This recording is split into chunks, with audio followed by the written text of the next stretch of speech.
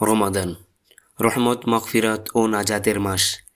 এই মাসে আল্লাহ তার বান্দাদের গুনাহ ক্ষমা করে দেন। কিন্তু আমরা কিভাবে ক্ষমা চাইব? আসুন জেনে নেই কিছু সহজ উপায়ে। খাঁটি তওবা করুন। আল্লাহ তাআলা বলেন, হে মুমিনগণ, তোমরা সবাই আল্লাহর কাছে তওবা করো, যেন তোমরা সফল হতে পারো। মনে প্রাণে অনুতপ্ত হয়ে বলুন, আস্তাগফিরুল্লাহ রব্বি মিন কুল্লি যামবিন ওয়া আতুবু ইলাইহি। দোয়ায় কান্নাকাটি করুন। নবীজি সাল্লাল্লাহু আলাইহি ওয়াসাল্লাম বলেছেন, যে ব্যক্তি রমজানে ঈমান ও আন্তরিকতার সাথে আল্লাহর কাছে ক্ষমা চায়, তার সব গুনাহ মাফ করা হয়। রাতে তাহাজ্জুদে আল্লাহর কাছে চোখের পানি ফেলে বলুন, ইয়া আল্লাহ, আমার সব ভুল ত্রুটি আপনি ক্ষমা করে দিন।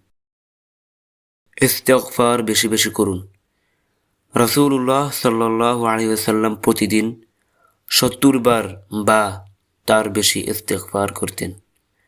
সারাদিন বেশি বেশি বলুন, আস্তাগফিরুল্লাহ। মানুষকে ক্ষমা করুন। আল্লাহ তাআলা বলেন, তোমরা কি চাও না আল্লাহ তোমাদের ক্ষমা করে দিন? যাদের সঙ্গে মনোমালিন্য আছে তাদেরকে ক্ষমা করে দিন। দান সদকা করুন। রাসূল সাল্লাল্লাহু আলাইহি ওয়াসাল্লাম বলেছেন, দান গুনাহ মিটিয়ে দেয়, যেমন পানি আগুন নিভিয়ে দেয়।